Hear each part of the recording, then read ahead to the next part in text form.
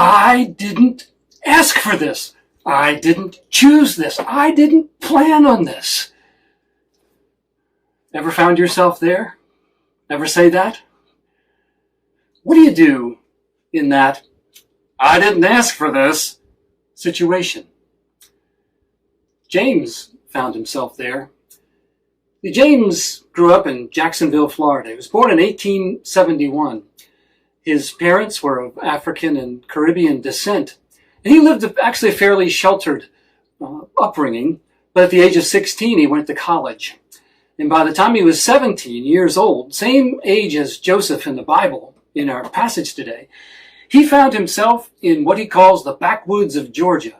And he was told that he needed to go teach the children of former enslaved people there, and that was his job. And he didn't know how long he was supposed to do that. He didn't know when he was going to be allowed to return to college. He didn't know how it was going to turn out. He didn't want to be there. He didn't ask for this. He didn't plan for this. It was just one of those situations. How would he respond? What would he do in that situation? Well, ever find yourself in that kind of place? The in-between place. It's the kind of place where you know it's different from what was. You don't necessarily want to be there, and yet here you find yourself. You didn't choose it, you didn't ask for it, you didn't plan for it, but you know that somehow it's going to be different from what is in the future, but you don't know how long you're going to be in this in-between, I didn't ask for this place, but you know the future's going to be different, but you don't know when it is. So it's not really like the bridge to nowhere. It's the bridge to I don't know what's on the other side, and I don't know when I'm going to get there. It's that kind of place that we're talking about this morning. Ever been there? How do we respond? What do we do with that? Well, in some ways, we're all in one of those I didn't ask for this places in terms of thinking about a vaccine for the virus. When is that going to come? What will it look like when it gets here? We know that things will go back to normal in some ways, but in some ways, they're never going to be the same as it was before on the other side of this place. And yet we don't know exactly when it's going to be or what it's going to look like. Well, those kind of I didn't ask for this situations can happen in family life and in other situations. Sometimes they're short and sometimes they're long and feel like they'll never end. But the question is, how do we respond? You see, these in-between places, these I didn't ask for this situations, can be places, unfortunately, where faith goes to die. Or they can also be places which are absolutely determinative of the kind of people who we are becoming on the other side, years down the road, decades down the road. They can be quite determinative of what kind of people we're going to be. Who are we becoming? Even in the restoring, redemptive, healing agenda of God. They can be quite the place. We make decisions, we make choices in these places. One thing is when we're in the I didn't ask for this situation, the fact is a lot of choices that we used to have, we can't make. We can't control a lot of things. But there are some choices we can make. And what we see in the life of Joseph in the 39th chapter of Genesis and following is he's in this in-between place. He didn't ask to be here. His brothers sold him into slavery in Egypt. It was a little bit of Joseph's fault. He was immature and had some braggadocio, but his brothers sold him into slavery in Egypt, and here he is. He doesn't know how long he's going to be there. He doesn't want to be there. He didn't ask for this. He didn't choose this. He didn't plan on this, and yet here he is. But what we see happening in the 39th chapter of Genesis and following that is he makes at least three choices. You see, there's choices we can make in the I didn't ask for this situation. And they're very, very important. This happens in Joseph's life long before his brothers get back. Now, that'll be years down the road. We're going to look at that later. But now he's in the I didn't ask for this situations. He makes three choices, three decisions, three choices that we want to look at from the 39th chapter of Genesis. What are these choices that we all can make in whatever, I didn't ask for this situation we're in? First choice is the choice between vegging out, just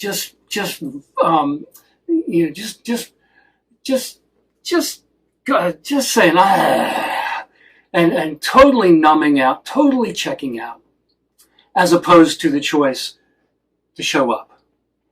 Joseph chose to show up. And what we see is, as we read the 39th chapter of Genesis in verses 1 through 6, what we see is God's favor is upon Joseph, and he's working for this man, Potiphar, who's kind of high up in the royal workings there in Egypt. He's got a lot of responsibility, and he gives Joseph some responsibility. Joseph shows up. He does the best he can in the situation that he's in, and he begins to prosper. And it says several times in these verses that God's favor was upon him. What's God's favor? It's just God's grace. And yes, Joseph would not have prospered.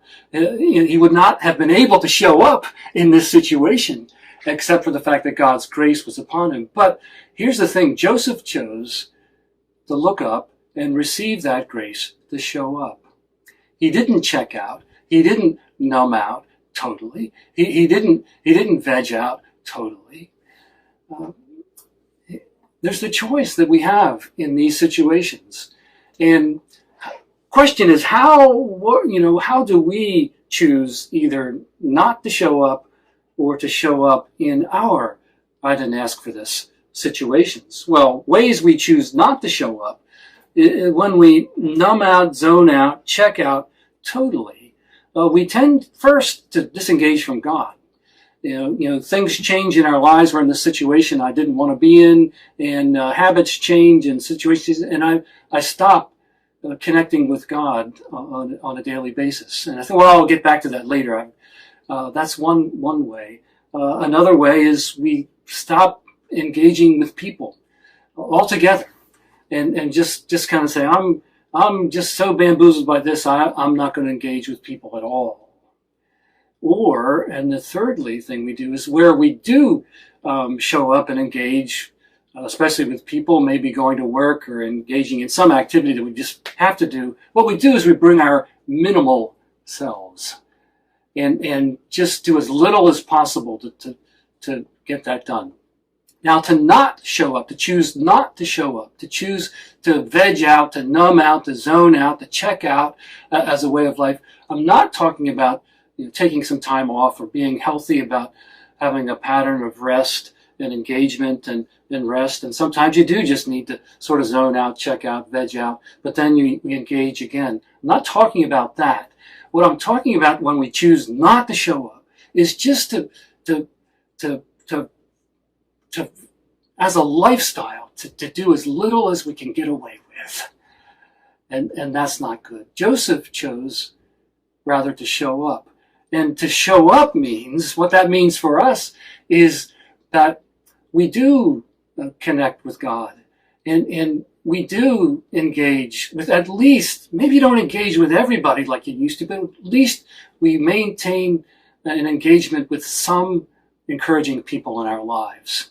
And when we go to work, when we do volunteer activity, when we engage in things that we need to engage in activity, we bring our best selves to that. Yeah, sometimes the self we bring, the best self we bring, is a kind of a pock-marked self. Sometimes it's a kind of a self that feels, it can be a kind of self that's a bit wounded, yeah, but we bring our best rough-edged, pock-marked, feeling self that we can that day. And that's what Joseph did. And God's favor was upon him. It was beautiful. Several years ago, well, actually a lot of years ago, when I was in college, a couple of summers, I had a job where I worked for an industrial paint contractor in Newcastle County. And my foreman that summer was a man named Jim. And of all the crew that we worked with, several of the individuals there they were nice guys sometimes, but other times they gave me just kind of really a hard time, and were really just kind of full of themselves. But Jim was different. And I got the sense that Jim was in one of these, I didn't ask for this, places. I didn't know that that was really the job he expected to be in, but here he was. He was the foreman of this paint crew. And he always showed up every day. I got the sense some days that he was troubled, but he still showed up. He was always kind. He was direct. He told me what to do. He didn't mince any words. He didn't pamper me at all. And yet he was always kind, always showed me. He didn't realize it, but Jim was instilling in me a life lesson that sometimes the best thing you can do in an I didn't ask for this situation is to show up with your best self, even if it's a rough-edged, tired self with a few holes in it. Bring your best self. Jim did that and had a great effect on me. You see, it's like choosing to pray, Lord, I come like an empty pitcher to a full fountain with no merits of my own, but open a window of heaven, Lord. And down came grace on Jim. Down came favor on Joseph, even in the I didn't ask for this situation. Down on Joseph came favor simply to show up. Now, so Joseph chooses to show up in the I didn't ask for this situation. And things start to go pretty well. He's prospering Joseph within that situation, and looks like he's maybe going to move on from this. And you think things are going pretty well, for Joseph. I think everything's going his way, and then Mrs. Potiphar shows up. And so what we see is Joseph making a second choice here in the I didn't ask for this situation, this land between. And the choice that he makes here is this. He refuses to compound the damage. He refuses to compound the damage. See, the choice that we're given in these situations is I can choose to compound the damage. People did some wrong. They wrong to me, so maybe I should do some wrong to them or somebody else. We can compound the damage, or we can choose not to compound the damage. We can refuse to compound the damage. See, what we see in verses 7 through 18 here in Genesis is Joseph is tempted because Potiphar's wife finds him attractive, and she tries to entice Joseph into having an affair with her. And what Joseph does is he refuses, and what he does is say, how can I do this and sin against God? You see, he had some biblical reasoning, some moral reasoning here, is that if I engage in this affair, it might be comforting, it might be kind of fun in the short run, but in the long run, not only is it going to hurt you, Mrs. Potiphar, not only is it going to hurt the man I'm working for, this high official Potiphar, but it's going to offend and harm God. How could I do that? I'm not going to. He refused to compound the damage. And that is really, really amazing that he is able to do that. God gave him the grace to choose.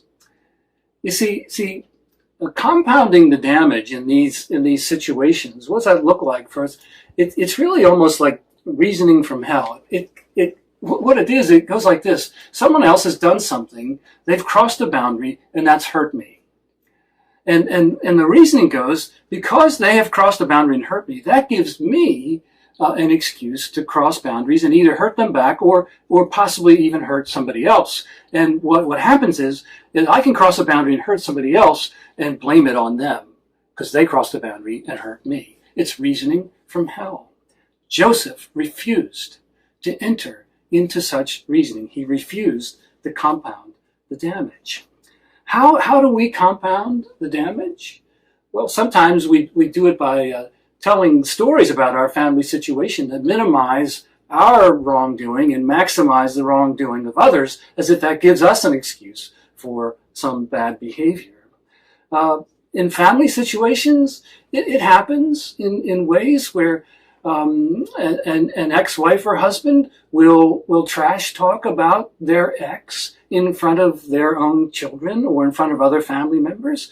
Yes, people do engage in revenge affairs, but it's not just those kinds of things. I've mentioned this before. They did a study some years ago about pastors and other Christian leaders who found themselves addicted to pornography. And what they found is this kind of reasoning from hell that even the pastors were using, the rationalization that was going on in their hearts and minds and souls was this: I'm in ministry, and sometimes ministry is really difficult and hard, and people sometimes even there do mean things, and I feel hurt, I'm suffering for the Lord, so I deserve at least this little comfort to do that, as if I'm allowed to engage in this behavior that dehumanizes and demeans other people because of this hurt that others have brought into my life. It's reasoning from hell. Joseph refused to compound the damage. And here's the good news here. Whenever we're in an I didn't ask for this situation, and we're tempted because we've been hurt to just make it worse, to compound the damage, there's always a way out. We can't do everything, but one thing you can do is we can choose not to compound the damage. I mean, it was as if Joseph looked up and prayed, "Oh God, I come like an empty pitcher to a full fountain, with no merits of my own. O Lord, open a window of heaven." And down upon Joseph came favor, more grace. Grace specifically in that situation to choose not choose to compound the damage. He refused. And it was beautiful. Now, probably thinking, all right, I didn't ask for this. I didn't choose this. I didn't plan on this. Situation couldn't possibly get worse. Well, guess what? I didn't ask for this situation even gets deeper then, because, you might think that Potiphar would commend Joseph for refusing to enter into an affair with his wife. And yet Potiphar's wife kind of twisted things around and lied. And so Potiphar throws Joseph now into prison. So if there's anything more difficult and more I didn't ask for this kind of ugly than being a slave in ancient Egypt, it was being a slave in ancient Egypt in prison. And that's in verse 19 and following in chapter 39. That's where Joseph finds himself. And Joseph makes one more choice here in the I didn't ask for this situation. And the choice he makes is, it's between just really totally staying focused on himself or actually being aware of the needs of others around him. He actually chooses to help somebody on the way, even as a slave in prison in ancient Egypt. And we read about that in verses 19 through 23, and then it continues on. There's this jailkeeper and these other prisoners there, and Joseph notices, for instance, later on, that one of them is kind of looking down, and he doesn't try to fix the situation. He doesn't try to control everything, but he just reaches out and says, "Hey, looks like you're not feeling so great today. Tell me about it." And he found favor in the eyes of the jailer, and it was beautiful. He makes this beautiful, excellent choice that he could make to try to help people on the way. It seems kind of counterintuitive. How do we make those choices to help somebody along the way? I see this played out in many times in some of you. I see it played out certainly in our congregation in the way that we've responded to the coronavirus. But in more specific situations, I see this played out in hospital patients. Think about it. You're a hospital patient. People are in a hospital today because they need to be there, because there's some vulnerability. There's some medical health situation that they need to find help in the hospital that you can't find anywhere else. So you have to be there. And so people are vulnerable. And there's staff there whose job is to meet that need and to care for people. And it's good and it's beautiful and that's right. But there's this situation that often gets turned around. And even while the hospital staff, whether it be a CNA or a nurse or a doctor or administrator, they're caring for the person, the patient sometimes turns tables and they become the most caregiving, non-anxious presence in the midst of human need. And people will confide in them and they pray for others. I've seen many of you do that when you've been patients in the hospital, end up ministering to the people around you. It's really beautiful because the hurt cycle can be interrupted. And see, in Joseph, the wounded healer who actually helps people along the way, in hospital patients who end up brightening the lives of the people who are ministering to and caring for them, what we see here is a hint of the redeeming, restorative, healing ways of God. We see it, and it's going to be played out in Joseph, the wounded healer who ends up fostering reconciliation among his brothers in this healing drama that happens later that we're going to look at again in a couple of weeks. We see it unfolding even more in the rest of Scripture, in the ultimate wounded healer of Jesus himself who sets people free. So stay tuned. We're going to talk about more of that in a couple of weeks. But for now, I just want to impress upon you about how when you and I are in the I didn't ask for this, I didn't choose this, I didn't plan on this, in between situation where you don't know how it's going to end up, you don't know when it's going to end, you don't know where it's going, we can choose three things. We can choose. We can choose to show up. We can choose to refuse to compound the damages. We can choose to help somebody on the way. We can choose those things. Again, we'll look more at Joseph and his brothers and how that all turns out in a couple of weeks. Stay tuned. But this morning, I just want to return to 17-year-old James there in the backwoods of Georgia. You see, James only stayed there for a few months and teaching those young boys in the backwoods of Georgia.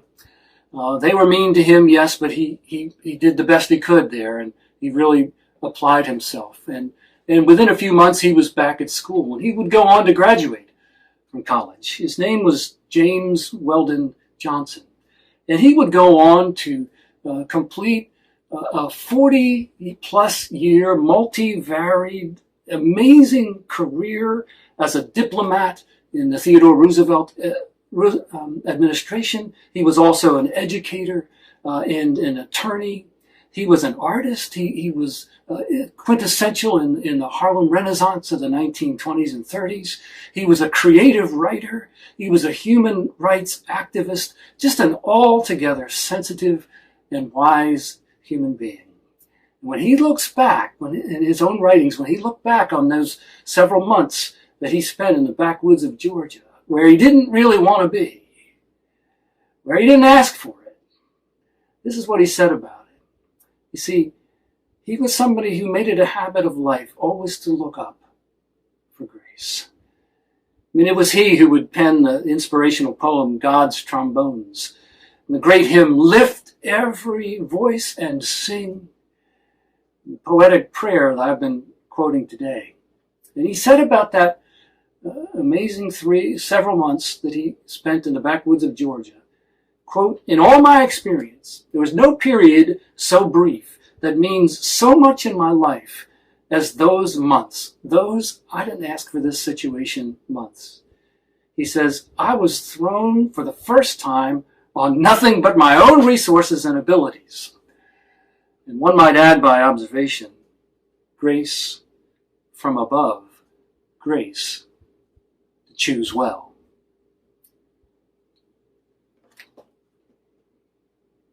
What?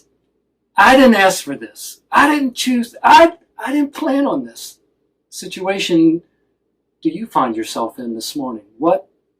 I didn't ask for this situation is going to come up later on that you're not even thinking about now. Here's here's the lesson.